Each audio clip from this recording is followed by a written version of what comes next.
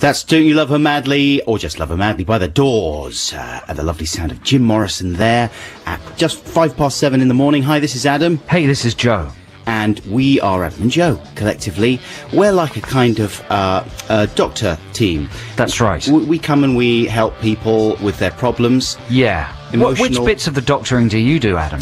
I generally stand by next to you while you're working, and I shake my head and I go, doesn't look good. Yeah, I do all the undressing and touching. Yeah. We've both been struck off a number of times. I ask you to cough. And then touch you in various places and see what the response is. Joe does most of the cupping. We've got a great show coming up for you. We're going to be talking to my father, Nigel Buxton, a.k.a. Bad Dad. Some of you out there may remember him from the show we used to do on Channel 4, and he's going to be ranting at us a bit later on. But that's specifically tied in with this morning's Text the Nation, which has, grown from a tiny seed on Monday into one of the strongest trees in the BBC conceptual forest. Right? Well said, yeah. Absolutely. In the Ideas Wood. And we've even amended the jingle. There's a new jingle. If you were listening yesterday, we unveiled a jingle for Text the Nation. Today, it's been slightly amended. Yeah, it's a ningle. A ningle? A new jingle. It's very early. Come on, that's the best I can do. I think it's probably time we played some music. Yeah, let's have some Pigeon Detectives. This is called Take Her Back. Yeah, that's good, isn't it? Take Her Back by the Pigeon Detectives. This is Adam and Joe here on 6 Music from the BBC, the big British castle. The BBC. The bastion of British contents. Yeah? Yes, there's a list of all the contents of Britain here within the walls of the BBC. Hey, I've just been reading some emails we've had overnight. Don't forget you can email us at Adam and Joe. Is it at 6 Music? No. AdamandJoe.6music. AdamandJoe.6music at bbc.co.uk. We do love getting your emails, and you can text us on 64046. Yeah. You can text at any point during the show. You don't have to wait for our major event happening, text happening thing. You can text or email us at any time. Text the Nation feature, that's what you were reaching for. Yeah. Which is incidentally coming up at around 8:30 today, so stay tuned. Is that the best time for it? At what time, Lisa, our producer, does listening peak for this show? I'd imagine a lot of people leave for work at about 8:30. Yeah, I mean, or is that good? Do they get in their cars? Well, it's summer holidays at the minute, isn't it? It is summer holidays. What summer, a sick what joke. happens to the summer? Yeah, exactly. But do you know what? Actually, most of Britain is beautiful today. Is it? Apart from the south-east, yeah. There's just a big cloud hanging over London to punish it for being a contemporary Sodom and Gomorrah. Exactly, for being a giant sewer.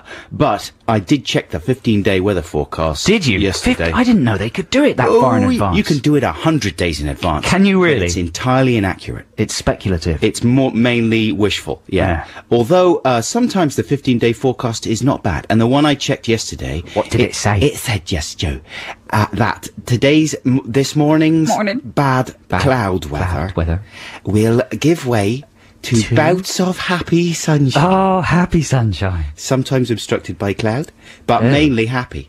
It's going to be nice in London for the weekend anyway. Yeah. Not that anybody else listening who's not in London cares, but it's going to be nice for the carnival. The London Carnival of Violence that will happen this weekend. Stabfest, they call it. I'm pretty sure they don't call it Stabfest. They don't call it that. I do. And then it's going to get even better the week after that. Apparently. Is it really? According to my wishful 15-day forecast. So this is like a sort of trough, but it's gonna peak. Absolutely, yeah. We're through the worst. We're of it, kind of folks. saving up for amazing weather. Yeah. Sleeper. What are your memories of the band Sleeper? And there was a lady what sung for them. Louise Wenner. She was around the place. When they were around the place, she used to turn up on TFI Friday the whole time. That's right. People would cheer their socks off. Well, she was a bright, intelligent young woman. She's a novelist now, exactly. Right? She wrote a novel. She's written several novels. Severin? Severin. Oh man, it's still very early. This is called What Do I Do Now? Can you're shuffling your papers very loudly. I want to read the news. Well, you shuffled all over the end of Did I? the Sleeper track. I might there. have improved it. You were shuffling around and shuffling, and there was papers shuffling. What's that? Shh. Buster Bees, like we used to stay. That's a bed. That's too good to be a bed. That is quite a Listeners, good bed, don't you isn't it? think?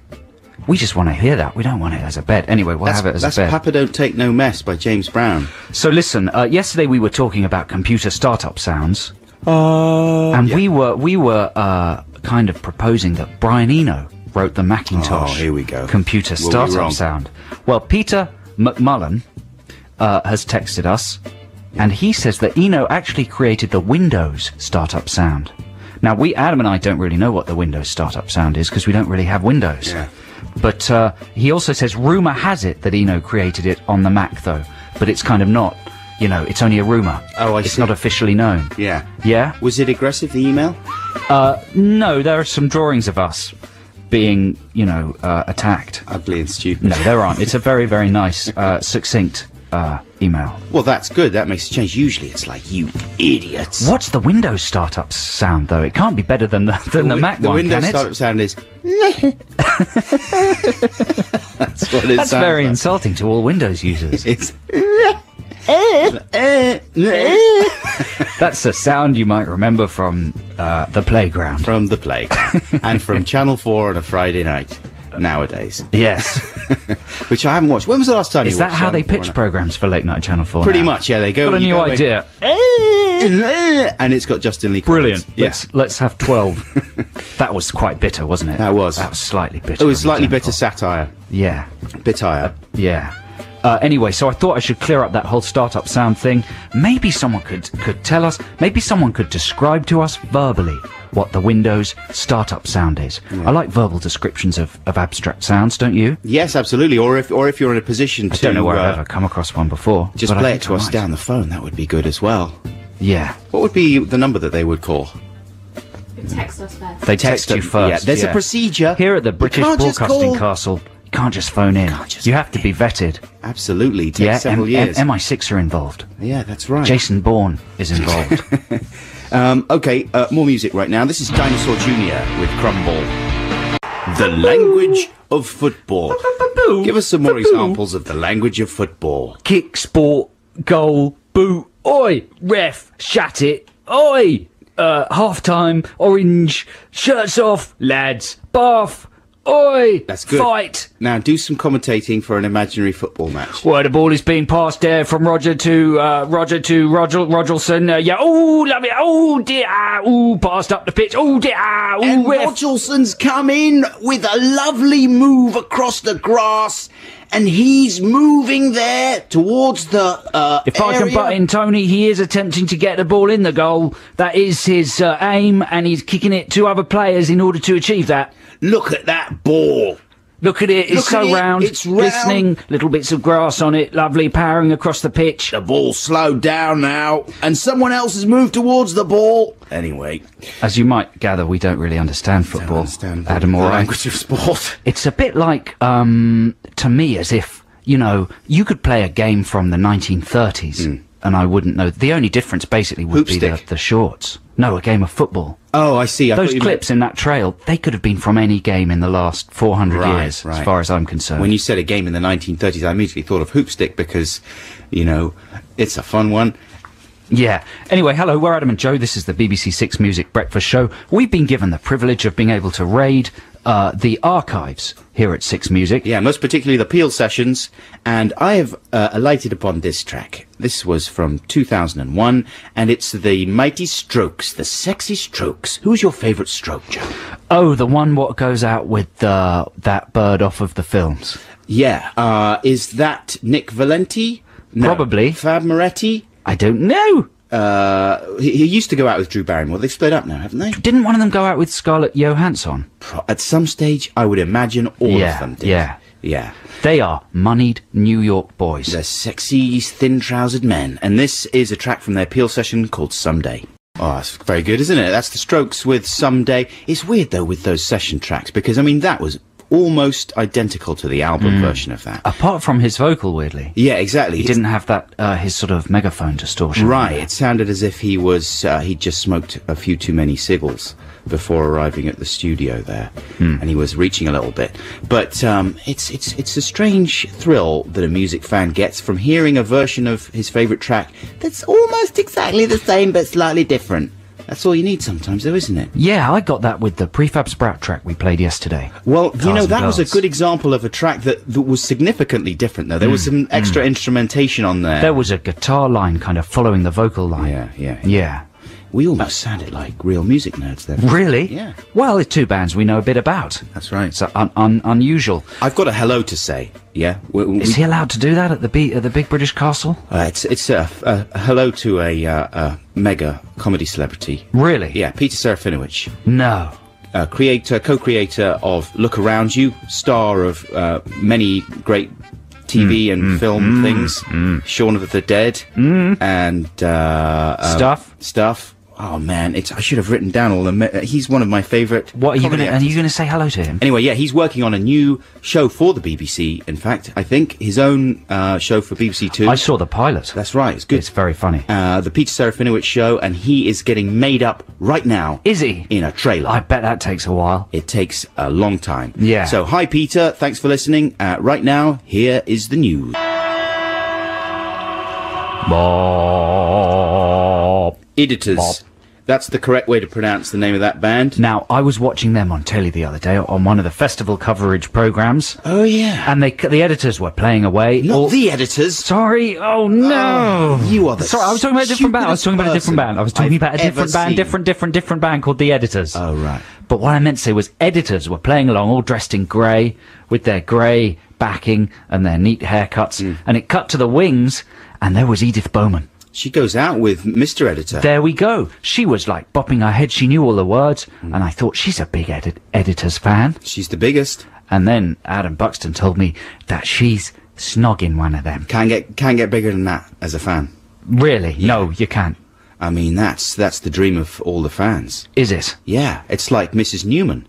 You know, Gary Newman's wife. That's right. She was. Gary was her number 2. She had a list. We know this because, again, we filmed with Gary Newman a while ago, and we went and filmed a thing at his house, and she told us all about this. She had a list, Gary Newman's wife had a list of stars that she wanted to marry. And was Bowie number 1? I think Bowie was the number 1 star. And who was number 2? Newmanoid. Newmanoid was number 2. Yeah. So she shot for Bowie. Didn't get him. Didn't get Bowie, but she got Gaza. And they're a lovely couple. They were lovely. I'm still very much in love, still very happily married. Saw them in Hello the other day in their castle, that strange Gothic castle. Are they still living there? I thought that was demolished. I think they're living somewhere that looks very similar. Really? Still has fluffy handcuffs hanging on the ceiling. What would happen if Bowie made a pass at her? At her? Yeah. You reckon if they were at some festival or other? Do you think there's that thing that some couples have? They have a special sort of get-out clause. Yeah. If a famous person, they say, well, look, I'm faithful to you for all my life. That's right. But if George Clooney ever winks at me... You're allowed. I'm allowed. There's a good episode of Entourage where that happens. Really? Yeah. And the guy's wife is allowed to sleep with the main bloke, Vincent Chase, and it happens. She bumps into him in a shoe shop. But, Who would your one be? Ooh, who would your get-out clause lady be? I got to think about that. Should we play some music and I'll think about it? Because that's a big question, man. It is a big question. You can't just spring that on a guy. I'm thinking Nastasia Kinski, circa 1984. Thanks so very mine much. involves time travel. That's possible, theoretically. This is Iron and Wine with Boy with a Coin. The mighty Harry Hill. I'm so excited about that. We're hyping it, aren't we? Absolutely. Well, we can listen to that on Monday after we finish the show. Yeah, that'll be good. It's like the release of Batman, the first Batman film. He's a genius, Harry Hill. He's good, man. And you know who else is a genius? Is Al Murray. Me. He was on a show I did the other day. You're not a genius. Come on, yes I am. By no means. Come on. In what way are you a genius? I've got all kinds of ideas. What's your best idea? I can't tell you, they're too hot. Come on. They're too hot to say. Give us one idea. No. Come on. I can't, they're too good. Write one down for later, okay? All right. One idea that proves you're a genius. Shoes with words on the soles. Not that you one again. dress in puddles and you print the words. Anyway, we were talking about who would your celebrity person that you're allowed to sleep with be, and Yours would be Al Murray. maybe it would be Al Murray. I really do think he's great, Al Murray. I've forgotten. He's one of those people that's so big and successful in a way, but he's got like a big hardcore of fans, but he's not like taken that seriously. I get the impression as like a cutting edge comedian and stuff, but Maybe that's just my misconception, but he's brilliant. Like, he's amazing. He's the quickest on his feet I've ever seen. Anyway, I might sleep with him, but if I had to sleep with a woman, it would be Mary Elizabeth Mastrantonio. Really? Yeah. Now, she's the lady. Listeners might know her as the lady in The Abyss, James Cameron's The Abyss. Has she been in anything since that? Since she was in The Abyss? Yeah, nothing quite so big, I don't suppose. She was in a film called Consenting Adults as well. Do you remember that one? Oh, that sounds rosy. There was a lot of wife swappery going on in there, and I was delighted. But yeah, she was in The Abyss. What an amazing scene in The Abyss where she has to drown in order to be swum out by Ed Harcourt. What's his name? Harris. Ed Harris. And Ed Harcourt would never make it. Ed Harris has to swim her out. He's got the breathing gear and he's the best swimmer, so she has to drown and drag her to safety and then revive her. Horrible business. Oh man, it's the most amazing scene in movies, for me, one of them anyway. And I always kind of envy her because he gets to snog Mastrantonio and revive her and she's eternally in debt. Really? That's one of your sort of fantasies, is it? Yeah. A nearly dead woman spewing water into your face. How very sensuous. That is as sexy as it gets for me. Listen, it's archive session track time. I'm excited about hearing the woman again close her big sexy door and say my name in an exciting fashion. I chose some stuff from Everything But the Girl because I used to be a big fan of Everything But the Girl. Am I still? Not entirely, but when I was a little kid, I used to love them. So I had a look in the sessions, and I'm going to be perfectly honest with you, listeners. I don't really know this track very well. Right. That I've chosen. Is that too honest? No, that's good enough. We skimmed through it, and this was the one that really grabbed our ear. Yeah, but it's from the period when I used to love them. It's called Ballad of the Times. This is Everything But the Girl from 1985, from the Peel sessions. Check this out. There we go. Everything But the Girl there.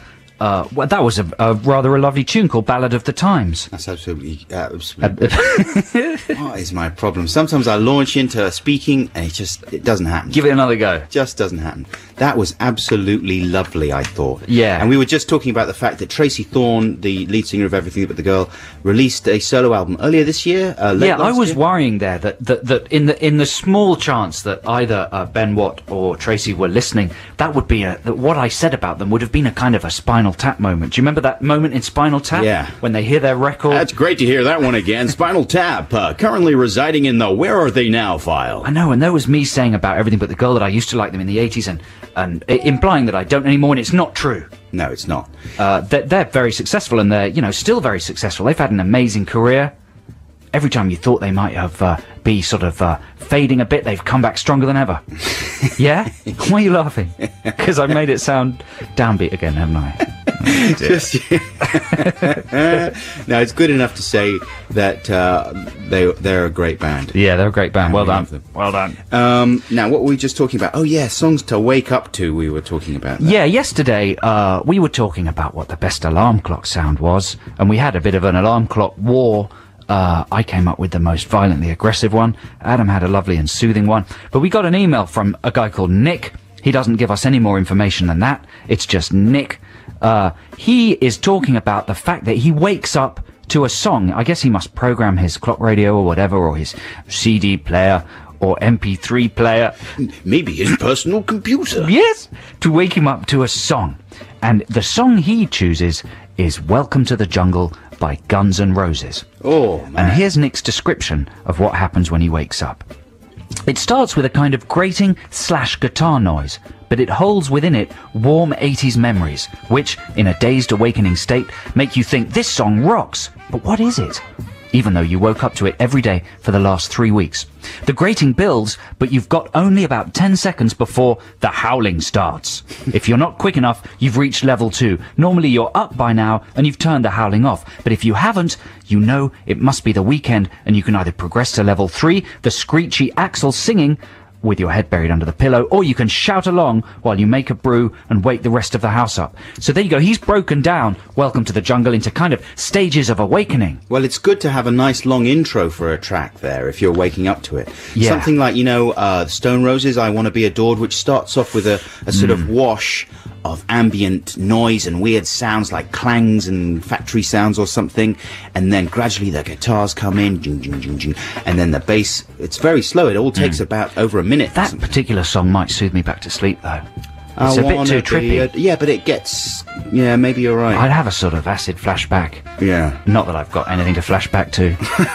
And I fall back to sleep. But can you suggest, listeners, the perfect song to wake up to? Wake Up Boo by the Boo Radleys. Not that one. That's the one you're not allowed to suggest. What about Walking on Sunshine by Katrina and the Waves? No.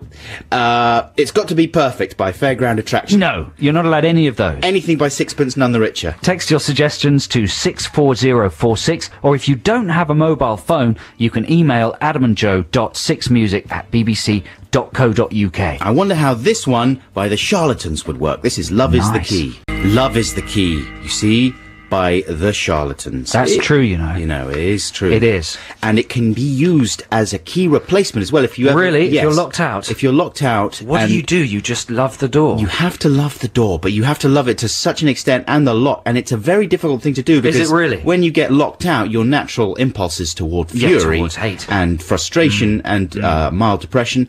And it's very hard to get to a place... Really? It's very hard to get to a place where you really love... Where you love the door. lock. And you're just talking...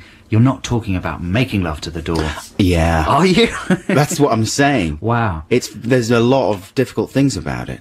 Wow, well, there we go. There's some useful locksmith information, courtesy of the Charlatans. Yeah. Okay, we were asking you what the best song to wake up to would be. And literally, we're talking about like an alarm clock song, a song that would play in your ears just as you reach consciousness in the morning. And we've been inundated with suggestions. Go on then, Joe. When I say inundated, I mean 6. We got 3. Yeah. But you can continue texting to 64046. Here's one. Okay, you ready? Yeah, go on then. Are you ready, though? To get closer? Yeah. This is anonymous. Please try and put your names on your text when you text in, because it's nice to put a name to the words. What's the matter? A little bit passive. A little bit touchy. A little bit aggressive. Okay, this comes from an anonymous person. I wake up to Sex Machine by James Brown. Think about it. He spends the whole song shouting, "Get up!" That's like true. a sex machine, no less. Yeah. Get on up. That's true. I think that's a good choice. Not too aggressive, kind of rhythmic. It keeps you perky, inspiring. Here's another one. You ready for another one? Yeah. Sarah in Manchester says, "Wake Up You're Dead" by Faith No More. No going back to sleep after that. Wake Up You're Dead. Yeah, I don't know that track, actually. It's a bit gloomy. Faith No More. Well, we'll have some more of those in a second, but first, here's Super Furry Animals just before the news with Show Your Hand. Amylase, that's a new product that dries out plaster faster than any other plaster drying product can. That was Cajun Dance Party, which I think is a little bit misleading as a name for the band. You know, because you get excited about a Cajun Dance Party, and you don't get anything of the sort. What was he singing about? You're the catalyst that makes things faster. Amylase dries out plaster. It's a building song. It's a song for builders. And Is it? Is Amylase an actual product? I would imagine In so. which case, we shouldn't be playing it on the Big British Castle. That's true. It might be a coded, thing. We can talk to Claire Privet about this. She is our serial thriller provider today, and she works in the advertising industry. Claire, how are you doing? Are you there? Good morning, how are you? Fine, Very fine. well, thank you. And you're in South East London today, is that right? I am, I'm very lucky to live here, yes indeed. Whereabouts in South East London, Claire? Hither Green, Lovely. near sort of Blackheath, Lewisham. Very nice. Well done, congratulations. Doing pretty well. Got to be doing pretty well. It's alright. And you're at home getting ready to go to work. What time do you have to be at work, Claire? I have to be at work at 9:30, so it's not too bad. And home by what time? Oh gosh, about 7ish. Really? And And, what yeah, kind of a it's quite a long day? day. What kind of a day is it going to be? Is there anything you're worried about? I don't Today? get worried about things. Really? I take it in my stride, Do you? absolutely. No big accounts giving you any problems there, Well, Claire? they always give me problems, but I can handle it. Yeah. You know we're available. Are you? Yeah, for anything. Pretty You're much quite anything. cheap. We'll advertise anything. Well, Oh, great. I've heard that, actually. We No, we're don't- expensive, actually. We'll get you on our book. Yeah, good if you one. would. We Yeah. don't advertise actual murder. That's the No. only thing we don't do. But pretty much anything Oh, else. but we have a need for that right now, so... Anything, okay. anything that pollutes the environment, anything that exploits kids, we're there. That's what we're into, actually. We charge so, a little bit more for that sort of stuff, but Okay, pretty much we okay. can work it out. What's your favourite film, Claire? I have quite a few, but I do love With Nell and I. Come on, you can't beat With It's Nell a and classic. I. If you met someone who, and you were talking about With Nell and I, and they said, "That film, that's rubbish. Don't know why everyone goes on about it." You'd be, what would you do? I mean, Well, I would just think they just don't know what they're talking about, really. exactly. How old are you? Do you mind me asking, Claire? You can't I'm ask that. 34. I've just turned 34. 34. Okay, so you would have been a little bit young to go and see it at the cinema, right? Yeah, probably just about, yeah. But, yeah, I've just been watching it But that is a film that DVD made for a long time. right. That's a film that made a massive impression on me when it came out. I went to see it at the cinema, and I was So you're a bit older then, are you? yeah, a little bit. And man, I was falling off my seat laughing. Literally fell off my seat into the Did you aisle. literally I fall off your literally seat? Fell off my seat laughing. Wow. It was amazing. What a story. I know. I was in the aisle. I was rolling around. I thought, it's a little bit sticky down here. I'm going to get back on my seat. What But kind of a cinema were you in? I tell you exactly where I was. I was in Shaftesbury Avenue and no, the Haymarket, Lower Haymarket. What's that one called? Anyway, I can't remember. But wow, yeah, what a film. Favourite moment from that film, Claire? It's very difficult, isn't it? Because there's so many, but I guess it's Most of them are- Uncle Monty. Most of them are quite sweary. Uncle Monty. Yeah, he's got some of the Uncle best Monty. swearing bits in the whole He film. has. He's just filthy in it. Yeah. But listen, Claire, tell us what 2 songs you've chosen for us to have breakfast to this morning. Well, I just played a couple of tracks I was listening to the other day. Claire, It's you quite good. hang on a second, Claire. You keep talking into your bra. And Into my bra? Yeah, whatever you're doing there, it's getting a bit Is that muffly. better? That's perfect. Okay. So I've just chosen a couple of tracks I was listening to recently. I've got The Cure, In Between Days, and New Order, Regret. Great choice. That was, yeah, exactly. The Cure, In Between Days, and Regret from New Order. Fantastic choice. And Claire, thank you very much indeed for being our serial Thanks, thriller Claire. today. No Hey, problem. and are we right in saying you are due to give birth soon? In January. In January? Yeah. Do you know what it's going to be, a boy or a girl? I don't know. You don't know. No, no idea. The miracle of the surprise baby person. After all that, I want a surprise. Yeah, absolutely. Yeah. Well, Well, listen, best of luck. I hope Absolutely. It's, Thank you it's very much. wonderful. And thanks for your choices. What are we going to play first? we're going to play The Cure, In Between Days. Hello, this is Adam and Joe. We're here on Six Music, filling in for Sean Keaveney for the rest of this week and all of next. Yeah, it's 8, 15, 16, 17, 18. It's 8:18. Joe Time Check Cornish. Yeah, loves just to do the in time case, check. you know, it's the morning. That knowing what time it is very important. And you join us just as Joe Cornish is trying to steal the last biscuit from Jenny. Yeah. Who is one of the Jenny, ladies our helping us this our lovely helper lady, has bought in 3 Are they Garibaldi's? They're a bit like Garibaldi's, but They're they're more squash healthy. fly biscuits. Yeah, they got Yeah, little bits I of haven't had one of those for years, raisins. and they are amazing. Are flies really sweet? to the taste, are they? Does anyone know? Oh, flies? No, they're not sweet. Aren't they? They're no. bitter. Also, you should never eat them. They carry disease. Do they? I don't know if you knew that or not. Is disease sweet? Well, funnily enough, some diseases can be tasty. A little bit tasty. So listen, we've been asking you to text in your suggestions for the best song to wake up to. This is if you live in a kind of a War Games / Ferris Bueller style environment where you can have your computer cue a song or something like that in the morning. So are you ready for some of these, Adam? Yeah, please, hit me. This is from somebody called 90 in Leeds. His name is actually a number. Joe 90, we Yeah. spoke to him the other day. There we go. Yeah. The perfect wake-up song is the digital hardcore remix of Crash Pow by everyone's favourite Japanese techno-metalers Mad Capsule Markets. You may never sleep again. So he's going for the... There's 2 approaches to this. There's the soothing kind of approach, wake up with a lovely optimistic song, or there's kind of like the hardcore, in at the deep end, cold shower, like Metal Attack, Noise Attack. That's for the youngsters, though, you know? The older you get, the more soothing Do you think? want it to be, surely. We don't know people's ages here, but Johnny is saying, how about Higher State of Consciousness by Josh Wink? That's a Wakes good me up one. every time. Yeah. Yeah, again, I'd be worried about kind of acid flashbacks there. Beep, beep, beep, beep, beep, beep, beep, beep, beep, beep, beep. Hello, Adam and Joe. I'd like to suggest Albatross by Fleetwood Mac as a wake-up track. Eases you into the day, and you glide like a bird all day. That's true, isn't That's it? lovely. That is a lovely That's song. from Jay. Let's Go Crazy by Prince. Yeah. You know a good one that I would like to wake up to is Who Loves the Sun by the Velvet Underground. You know what I'd wake up to? What? Fantastic Day by Heck Up 100. That's a good idea. You know, I think Yeah. that would be solid gold. What's the beginning of that? Oh, no, I'm thinking of Love Plus One is a nice... No, that's Love Plus One, yeah. That's lovely, though. Yeah, do. Is that Love Plus One as well? I can't Yeah. remember. Anyway, and here's one from Cameron in Leeds. I used to wake up to the opening chords of Jeff Wayne's War of the Worlds at university. Ding, ding, ding. I was a very heavy sleeper, and the only way to remedy this was to scare myself awake. Yeah, that would be a good one. I'll tell you another one is 20 Seconds to Comply. Yes. Remember that one? Yeah. Now, who's that by? That sort of jungly trip-hop group. I forget. We'll find out. Yeah, that's intense, though. Yeah, that starts off with the sample from RoboCop, Ed 209. Yeah. saying, Please put down your weapon. You have 20 seconds to comply.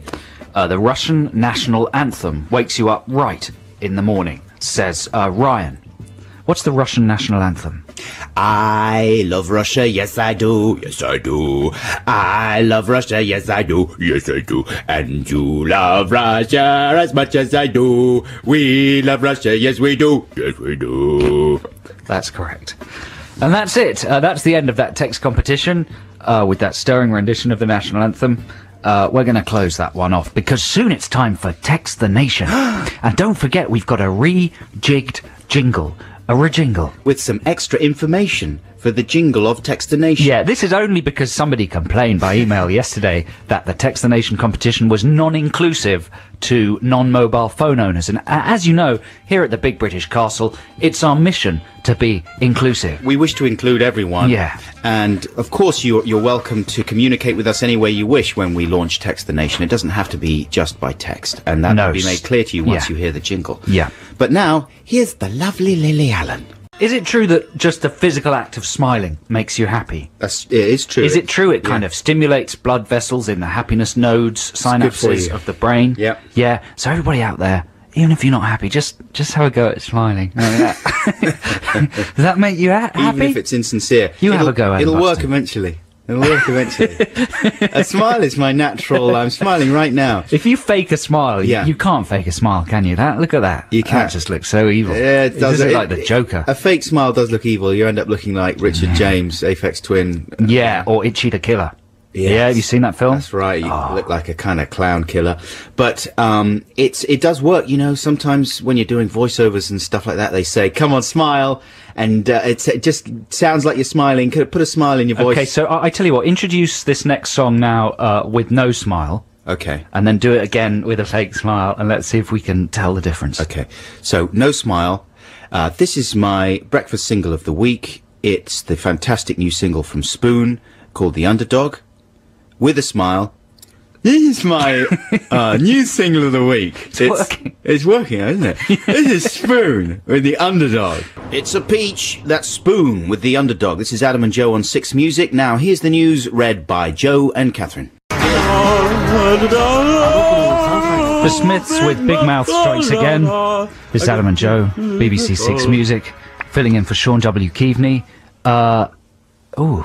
Sorry, I got distracted by a huge crane moving past the window in a surreal fashion. Oh yeah, it looked as if the crane, the big metal hook bit was just about to smash into the window. Yeah, that was kind of a Godzilla moment. Yeah. Now, it's nearly time to play Text the Nation, our exciting new quiz that we're very, very proud of. I think the whole play and quiz element is probably overstated there, don't you?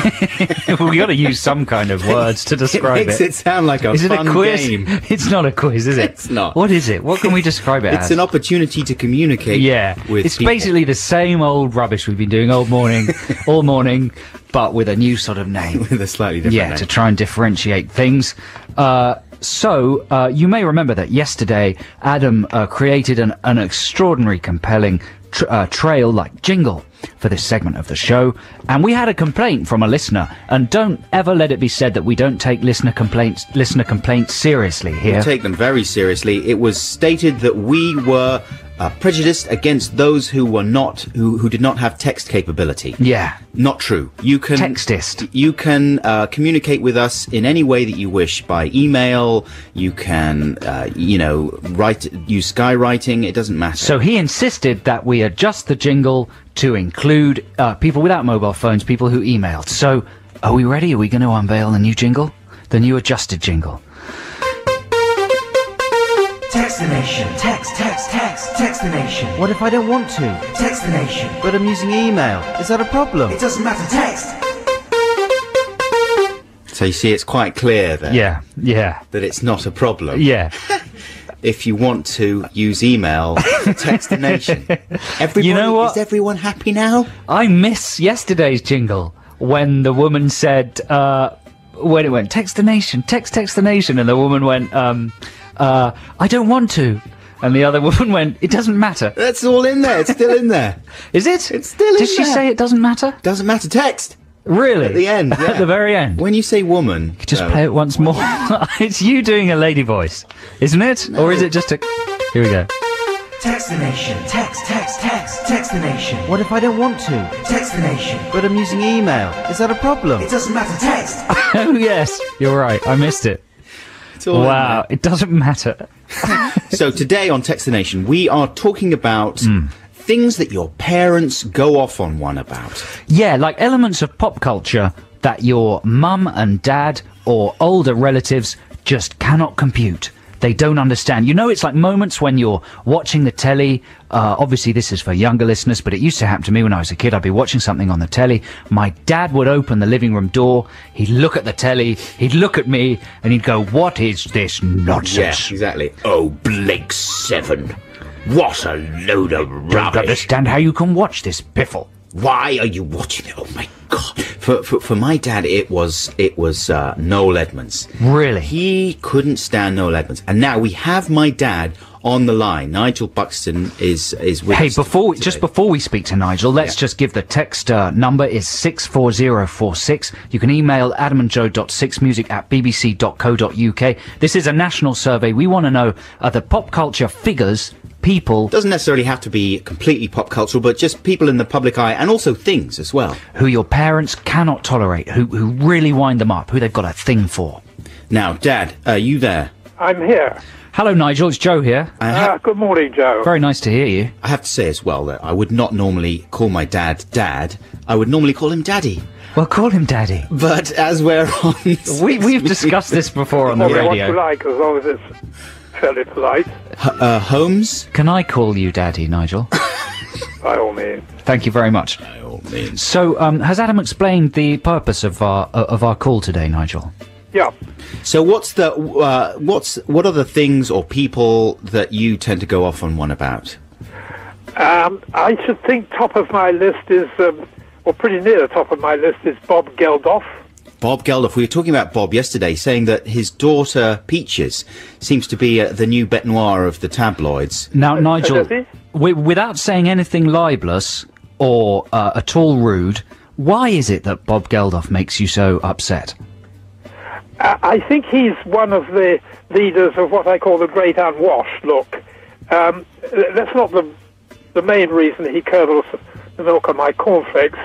I'm not going so far to suggest that he's insincere about his views on African poverty, but what gets me is that he's turned humanitarian concern into a colossal showbiz PR exercise. And what's worse than that, he bangs on about debt relief in not only a very simplistic, but I think rather ignorantly harmful way. The people who really know about the problem of African poverty pretty well agree that what Africa needs is political reform. So, do you get these? I mean, do you get these feelings when you just set eyes on him, Nigel? If you see Yes, him I on do, telly, because it makes you angry. Had so much exposure in the last few years that one can't avoid him. But he's just trying to communicate these problems in a way that he feels the largest amount of people will be able to deal with and understand. What's wrong with that? What's wrong with it is it obscures what is really necessary. You see, political reform, which is what Africa needs, is not sexy. Right. No. In fact, Debt weirdly, relief where is something that anyone can understand. You just say to someone who owes you a lot of money, well, don't bother to pay it back. And that's some something forms, that yeah. his fans can relate to. Some It makes forms of everyone, and including himself, feel pretty good. right. Some forms of debt relief are quite sexy, I find. so who I'll else? tell you another one. Yeah. You asked me, after all.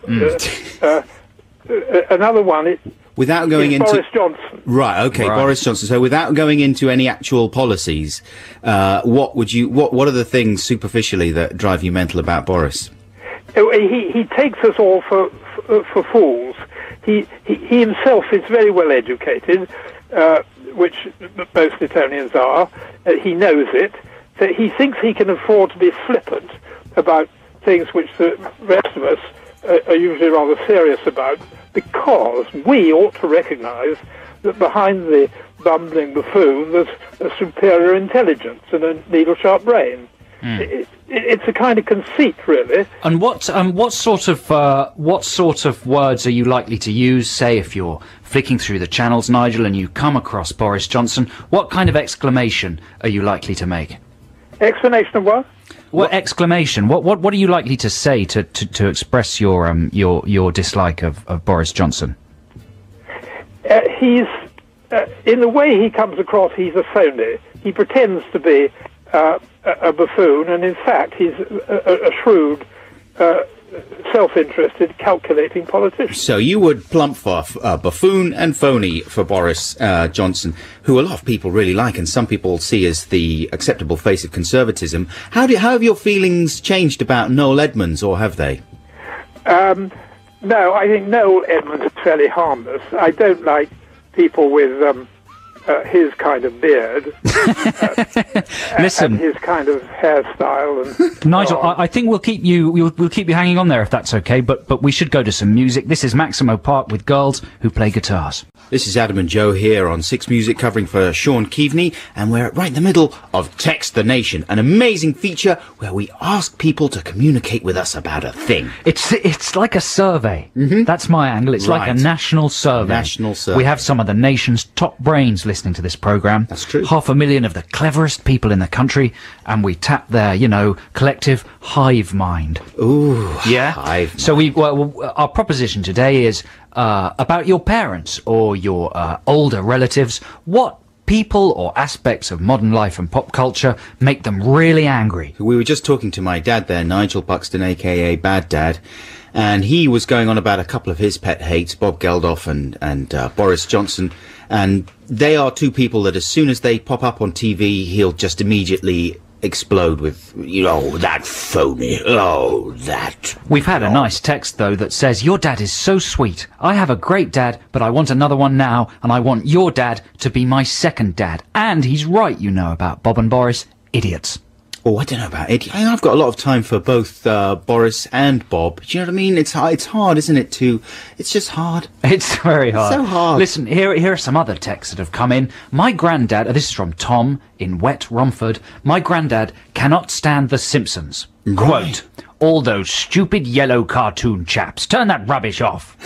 That's exactly the kind of thing we're looking for, Tom. That sort of instant dismissal. Yes, exactly. Of something that millions and billions of people adore. No time for it whatsoever. Yeah, only older people can get away with that kind of thing. And sometimes it's because they really have thought about it. Sometimes it's just because it sort of hits them at the wrong angle. I like the respectful use of the word chaps there, Tom. All those stupid yellow cartoon chaps. Here's another one from Chris in Aberdeen. And this is a kind of dislike that maybe a lot of us might share. My mum despises Ray Quinn. And who could blame her, as he is a ventriloquist dummy. Now, he's the kind of young Karuna from the X Factor. You know the one? You don't watch that kind of thing, do you, Adam? Karuna. He nearly won the X Factor, and he does. He looks like a sort of evil ventriloquist dummy, as that texter said. Right. But I'm sure he's a very sweet chap. But there we go. No time for Ray Quinn. Chris in Aberdeen's mum hates Ray Quinn. If you can quote anything your parents would say, that's what personally I love to hear, the actual kind of phrase or sentence your parents would say in disgust. Yeah, my dad, with Noel Edmonds, it was always, that bearded creep. What did your dad say about his beard? Anybody with that kind of beard? Well, I think he's got a real problem with people that don't shave in general. Right, with beards in general. He doesn't like beard. I've got a beard at the moment, and he doesn't like you. He sort of holds himself back from actually criticising the beard. For a few weeks after he first saw me with it, he kept on saying, "What is that for?"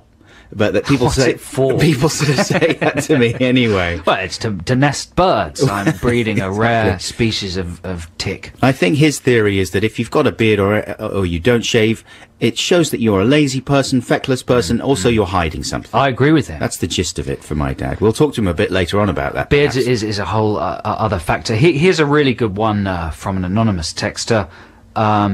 Saying that I think he or she has a parent or elderly relative who complains about anybody with a fringe which hangs lower than their eyes. Quote, covering up their lovely face. That's what my And mum used to say. significantly raising the risk of conjunctivitis. To back it up with a little medical Yeah, brilliant, threat. brilliant. So Exactly. keep those texts coming in. The text number is 64046. It's important that you all text us immediately with your best stories of people or things in popular culture that your parents dismiss out of hand. We might try and get my dad back on the line in a few minutes, but first, here's Booker T and the MGs. It's a smash. Booker T Yeah, let's both say it. And the MGs. and the I was going to Gs. say Booker T and the Memphis Group to Were be you? to be a bit of a sort of show off musocrat. Wow. Yeah, because that's what MG stands for. Yeah. I'm not going to say anything else now. Good morning, listeners. This is Adam and Joe on the BBC Six Music Breakfast Show, filling in for Sean Keaveney. It's nearly news time. It's nearly the top of the hour. But before we do that, we're talking about people or things in popular culture that your parents or elderly relatives kind of dismiss out of hand, that they kind of hate. And here's a good kind of spin on this. Kate Humphrey in Rugby has sent us an email that says, my granddad dislikes quite a few people in the public eye, but it's the names he calls them that I find funny. Barbara Strident, Eric Clapped Out, Michael Flatfeet.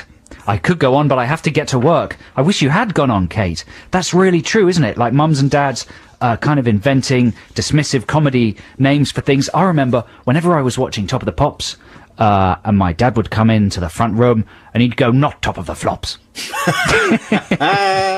I think every parent calls Top of the Pops Top of the Flops, don't they? Yeah, that's genius.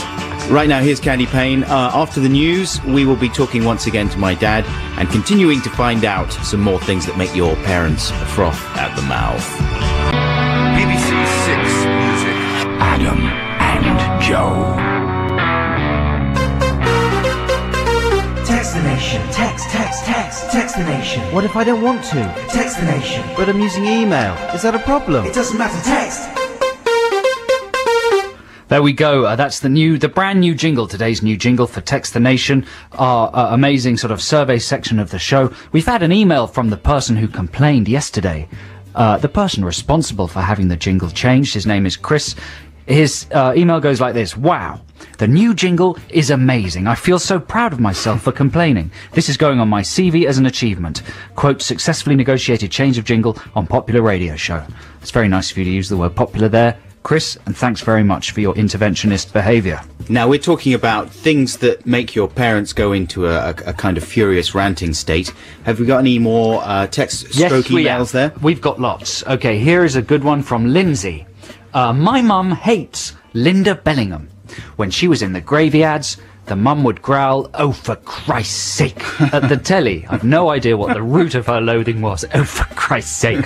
Bellingham. I don't know. I don't think you need logic for that. Yeah, but she caused a sort of visceral reaction in many people, I remember. Bellingham, yeah. Okay, here's another one from Tom in Canterbury. My dad hates all hip-hop and thinks anything that has rapping in it is the Fugees. Turn this Fugees rubbish off is an oft-repeated demand. That's brilliant. All rapping is the Fugees. Here's another one from Abby in Edinburgh. My mum goes into a spitting ball of fury at the mention of Celine Dion and her, quote, massive smug nose. And Catherine Zeta-Jones. Yeah. She says, oh, she's got a greedy, beefy cleavage. A greedy, beefy cleavage. That's good, though, isn't it? It's not She's a good right. thing. Your mum's a genius, Abby. Parents are so clever. They've lived. They know these things. They true. understand. They can detect these things. My dad always used to have this thing he said when he saw someone he didn't like.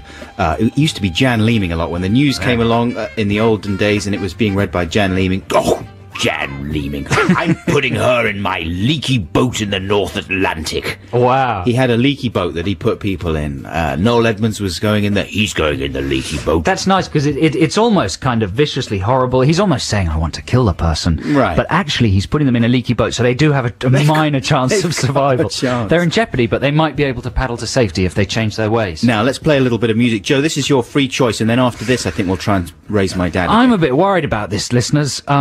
I've got a secret problem with the Paul McCartney album, Pipes of Peace. Right, i.e., the problem is you love it. I love it. And I've got a secret problem with this track from the Paul McCartney album, Pipes of Peace. It's called The Other Me. I'm not saying this is a masterpiece, but if I have a guilty pleasure, Yeah. not that we like that phrase, this would be it. And I can only apologise for inflicting it on you. I didn't know the staff here would actually pull it out and make me play it. So here it is. I love this, though. This is Paul McCartney with The Other Me. Hello. Hey, this is Adam and Joe here, filling in for Sean Keaveney on BBC Six Music. So, Joe Cornish, The Other Me there by Paul McCartney. Hello, listeners. My name's Joe Cornish. Quite a I'd song. like to officially apologise for making you listen to that. I like it. Yep. But then doesn't mean that you like it. So I'm really sorry, particularly to Jason in Stockholm. He's listening in Stockholm, and he's actually emailed in, "No, sorry, you're wrong. This is dreadful. Please stop playing this and never, ever play it again in private or public." Not even in private, Jason in Stockholm. That's harsh. He's got a But you know restraining what? order on it. I will obey you. All right, then. What now? Now, Text the Nation. We are talking about things that make your parents go into fits of fury, and we've had a lot of texts and emails from people about various things that their parents fly into a rage about. Most of them are now about stopping McCartney, actually. We've had a whole flurry of stop this, stop it, stop McCartney. Can't Honestly. believe we played it the whole way through. I suggested we come out of it early. I but like the didn't. dustbin lid lyric. Yes. Oh, dear. Anyway, yeah, we've been inviting you to text us in as part of our Text the Nation type thing. Things in pop culture or the world that make your parents or grandparents incensed for no rational reason. And we've got so many good ones here. Here we go. This is from Ollie in St Ives. My dad calls Bill Oddie Odd Billy. That's not so insulting, though. That's fair enough, isn't it? Here's another one from Lizzie. My mum hates Tracy Emin. That dirty cow in that filthy bed. That's not art. But she usually swears a lot more. That's a good one. My dad's got a lot to say about Tracy Man, Emin modern as art well. is a real Achilles heel for all parents, surely. They all go off on one about that. Yeah. It's just a pile of bricks. I mean, it's ludicrous. Politicians are good targets for parents and elderly relatives as well. Lucy in Colchester says, my late granddad used to go, that Tony Blair. You know what I call him? Jelly Baby Blair. He's got no backbone. Nice. I like the do you know what I call him before the reveal of the name. Yeah. It's like teasing it a bit. Here's something in reference to parents and grandparents' despisal of any beard or facial hair growth, relating to what you were saying earlier, Adam. This is Sean in Ladbroke Grove. My dad says, why would I cultivate something on my face which grows wild around my bottom? Yeah, well, that's a fair point, isn't it? We'll talk to my dad about that in a second, but first, here's a bit more music. This is Beth Orton with Concrete Sky. That's Beth Orton with Concrete Sky. This is Adam and Joe here on Six Music. We have my father, Nigel Buxton, on the line to chat to us a tiny bit more about things that get him furious. Did you enjoy Beth Orton there, Dad? Yeah. Did you enjoy Paul McCartney before that? Paul McCartney. He didn't hear Paul McCartney. Well, I'm not a great fan of Paul McCartney, I'm afraid. Why not? What do you think of Paul McCartney? I think he's past his shelf life, really. Steady on. He was quite engaging about 100 years ago as one of the Beatles, but I think he should have retired, really. That makes it sound like you used to really be into the Beatles, and now you Say think... again? You're making it sound as if you used to really like the Beatles, but now you've gone off them. That's not the case, though, is it? Well, I think everything has its time, and the Beatles were a long time ago. They were rather engaging when they were young and fresh. Yeah. But Paul McCartney really ought to have retired to a Caribbean island, I think. So, Nigel, can I just run past you some of the responses we're getting from our listeners here? Say again? I'm just gonna read to you some of the responses we're getting from our listeners. Okay. There's a listener whose mum hates... This is not a very good line, but... Oh, what, shall we persevere? What? Here we go. Tracy Emin was one that came up. You have some fairly strong views on Tracy Emin, don't you? Yes, I think she is the nearest thing to poison that I've seen in public for a long time. What's wrong with Tracy Emin? I think she's entertaining, and her stuff is funny. She's a tremendous fraud, like so much of the world of pop art. What about Paddy Ashdown? What do you think of Paddy Ashdown? Oh, he's all right. He's harmless. Ah, he's all right. That's Really. good. That's the closest thing to praise. praise. I think, like many Lib Dems, he's not entirely plausible, but I think he's he's an agreeable man. How about hip-hop music, Nigel? What do you think of hip-hop music? I don't know much about it, and I'm not very keen on, you may be surprised, but I'm not very keen on giving my views on something I don't know anything about. So I don't really... The closest you've been to hip-hop was meeting Coolio back in LA when we were... Coolio, yes, well, he was good fun. I can't pretend I'm a great fan of hip-hop music, but I'm nothing against it. And he was that's a nice a shame. guy. And finally, you've got a problem with people that don't shave. Well, yes, I hate film actors and male models who think it's sexy not to wash and shave. Seems to me extremely perverse. You're assuming that just because they have a little bit of stubble, they don't wash. I think most of them wash. They just cultivate a sort of this is the trouble. One can't tell. If they can't be bothered to shave, it's quite possible they don't bother to wash or use deodorant. There's something rather creepy about them. How are you dealing with my beard at the moment? Well, I assume that your beard is for good professional purposes. Right. It's not because you think you look more beautiful with a beard. No. Possibly you do. But I put it down to professional necessity. All right, fair enough. Hey, Daddy, thanks a lot for calling us today, and thanks for talking to us. Thanks, Nigel. Good to speak to you. I know. Bye. Have a good day. Bye-bye. Thanks. Well, that's great stuff. That was Bad Dad there, just weighing in on our epic text, The Nation. We've had so many emails that and texts that we might have to do one more little go at this after the next song. Which is, what a peach. It's, I've got to stop calling things peaches. This is a delightful plum from the House Martins, and it's Sheep. Hooray, the House Martins there with Sheep. This is Adam and Joe on BBC Six Music. Here are some more texts that have come in about things that make your parents annoyed for irrational reasons. You ready, Adam? Yeah, go on. Hi, Chris in Aberdeen again. My dad once said he'd love to punch Jerry Halliwell in the face. That's a bit much, isn't it? Well, I didn't say it. Chris didn't say it. You know, her dad said it. usually the parents at least dress things up. You know, they put them in a leaky boat or they call them funny names. It's not usually as direct as that. Well, that's what makes that quite exciting, that text. Here's another one. Reed from Oakham. Hello, Joe and Adam. My dad used to say, Neil Diamond, money for old rope. I have no idea why.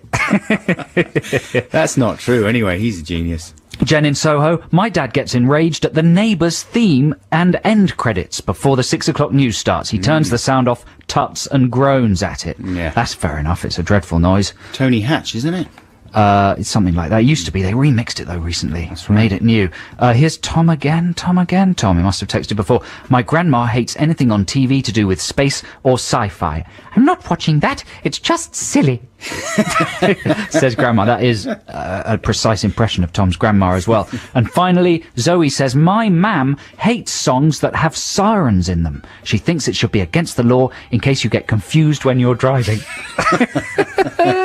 Oh, don't we just love our mums and dads and our grands and grandpas? My mum got in an absolute fury the other day because she was watching Jonathan Ross's TV show and the Arctic Monkeys were on there and they were performing in clown costumes. I don't know if you saw that. Oh. And she just got incensed and she wouldn't shut up about it. I saw that because we went to see the Arctic Monkeys playing in France when we were there and they were amazing. And she was saying, oh, the Arctic Monkeys. Yes, I saw them on Jonathan Ross's programme. They were dressed as clowns. I thought it was pathetic. Maybe there's a name for clown phobia, isn't there? Yeah. Flora or something. There's the issue of the Fortean Times was all about it. Now, what's the problem with dressing like a... Well, it was just pathetic, I thought. I mean, why? Well, just for fun. Yes, but... Oh, it was pathetic. I thought they looked silly. So, yeah, she wasn't having any of it. Mums and dads, eh? What are you going to do with them? Oh, this is Adam and Joe on BBC Six Music. It's coming up to 9:30 and time for the news with Joe and Catherine. That's Frank Black with Headache. This is Adam and Joe on BBC Six Music, filling in for Sean W. Keaveney while he's sunning his sexy body somewhere in Italy. Absolutely. We don't know exactly where. Eating sun-dried tomatoes. If we find out the location, we will give it out on air. Yeah, so that he can be punished for his leisure. So if you're in Italy, you can go and make friends with him. Okay, it's Album of the Daytime. Album of the Day today is Oasis's classic What's the Story? Morning Glory. Cover star of that album? Sean Rowley's Shoes. Sean Rowley. Is it Sean Rowley? Yeah, with his back to the camera. There you go. Walking down a street in London. I can't remember which street it is. Now, this track was released, the album was released in 1995. It was their second album, and the follow-up to Definitely Maybe. Am I making this sound as if I'm just saying this off the top of my head? Yeah. Ask me some more stuff. Ask me about whether the band are releasing a new DVD. Yes, they are. On the 29th of October. It's called Lord, Don't Slow Me Down, and it's about the Don't Believe the Truth World Tour, which took place from May 2005 to March 2006. Do you want a little name-dropping story now? Oh, I suppose so. I was at Dave Walliams' birthday party on the weekend. He's over. Walliams? I'm only joking. He's just begun. Go on, keep talking. And Noel Gallagher was there. He's over. I'm only joking. Yeah. Is he gonna say? I'm just jealous. Keep going. Right. And he shot me a look. Did he? He shot me a little look. Yeah. Wow, what did the look say? It said, you. And his girlfriend Sarah also shot me the same look. So you didn't talk to them? You prat. It sounds like a great party. But I got nice looks from everyone else. And here's the thing. David Tennant, Doctor Who. Yes. He came up to me and he said, hi, no, David introduced me to David Tennant and said, oh, this is David Tennant. Do you know each other? And David said, yes, we've met before, haven't we? Shaking my hand. And I said, I don't know if we have. And he's like, oh, God, no, I've just seen you on telly. Oh, how embarrassing to me. Wow, isn't that exciting? And you would think that I'm easily the least well-known person out of that. Who are you? Exactly. Who are you? That's what I'm asking. And I got nervous props off David Tennant. I was very happy. That's exciting, man. But listen, back to the album of the day. Oasis with What's the Story, Morning Glory. The track we're playing is Hey Now, and you can hear further tracks from the album throughout the day here on BBC Six Music. That's the album of the day here on BBC Six Music. Hey Now from What's the Story, Morning Glory by a band called Oasis. Oasis. Oh, it's you brat. Now, I did say we weren't going to go back to our fantastic Text the Nation thing, but we've had a couple of texts that just have to be read out. Of course, we were asking listeners to let us know about things that infuriate their parents or grandparents. My gran, this is from Jay in Surrey. My gran goes through the paper and scribbles Victoria Beckham's face out. She's another good example, actually, of one that gets... I wonder what your parents. dad would think about Victoria Beckham. I have enough trouble dealing with her, let alone if I was, like, over 70. What is the... Can you encapsulate the problem you have with Victoria Beckham? Well, you know, a word your dad uses a lot, Adam, is the word absurd. Yeah. And she is kind of the personification of absurdity, isn't she? She looks absurd. Mm-hmm. She says absurd things. She seems to lead an absurd life. Yeah. She launches absurd product. She's absurd. She's absolutely absurd. She's too thin. She's much too thin. It's like a terribly racist accent. It wasn't intended to be, but it just sort of came out that way. It turned into one. I'll quickly change the subject. Here's another email on the same subject. One of my dad's favourites is to comment on people on the TV, comment on their physical defects. His favourite are bald people wearing wigs. So, for example, when an actor wearing a wig walks into any scene on any TV show, he'll be greeted by my dad shouting at the telly, "Here he comes, Wiggy Van Wig." Nice, he's really thought about that, hasn't he? So when an actor's playing a detective, it'll be followed up by, "Oh yeah, what are you going to do about that, Wiggy Van Wig?" Wig. Wiggy wig. The wig. The wigster. Wiggly Wig wig. boy, wig man. Now it's time for a free choice. This is one that I have selected for you. Is it another Paul McCartney track off the Pipes of Peace? You know, I really wanted to play just the same song that you played. So, The Other Me. Exactly. The Other Me by Paul McCartney from Pipes of Peace. So, you know, I'm going to play it again. You're mocking for you. me, aren't you? I'm doing a little bit of mockery. No, it's by Brendan Benson. And Brendan Benson may be known to some people as one half of the Raconteurs with Jack White. That's his side project. His main project is just being himself, just being Brendan. And this is from his excellent second album, which I found out the name of and now I've forgotten again. Oh, I'm such a jerk. But it's a really... I knew the name of the McCartney album. Alternative to Love. Yes, I remembered. And the song is called What I'm Looking For. Hope you enjoy it. This is Adam and Joe on Six Music, coming up to the last, 8 minutes of our show, but they're going to be an amazing 8 minutes because we've got that brilliant Edwyn Collins track coming up and a little bit of Arctic Monkeys. Joe's got his hood up on his top. Is that wrong? And he's wearing his headphones over the hood. Is that wrong? He looks like, what do you look like? You look like Cool, Mr. Cool. That's what you look like. You look like Mr. Cool. I was trying to think, who is it? Is it Mr. Pratt? Is it Mr. Is it Mr. Nobbles? Or is it Mr. Cool? Mr. Novels. I'm interested in Mr. Novels. It's a combination of Mr. Nobbles and Mr. Cool. Oh, no, hang on. Now I get Mr. Novels. It's the beginning of the word novels, isn't it? I'm going home tonight, and when I get home, I'm going to watch some TV. As exciting stuff. No. Okay, here's a record by what? Where's this going? The end of that was that while I'm watching TV, I'm going to be nervous because I've got new neighbours, right? And for the last few nights, when they get back from work, I'm assuming, they start doing all the putting the house to rights, and they start putting up pictures. So they're banging while I'm listening to or watching the TV. Now, so far they have not gone beyond 9 p.m. with the banging.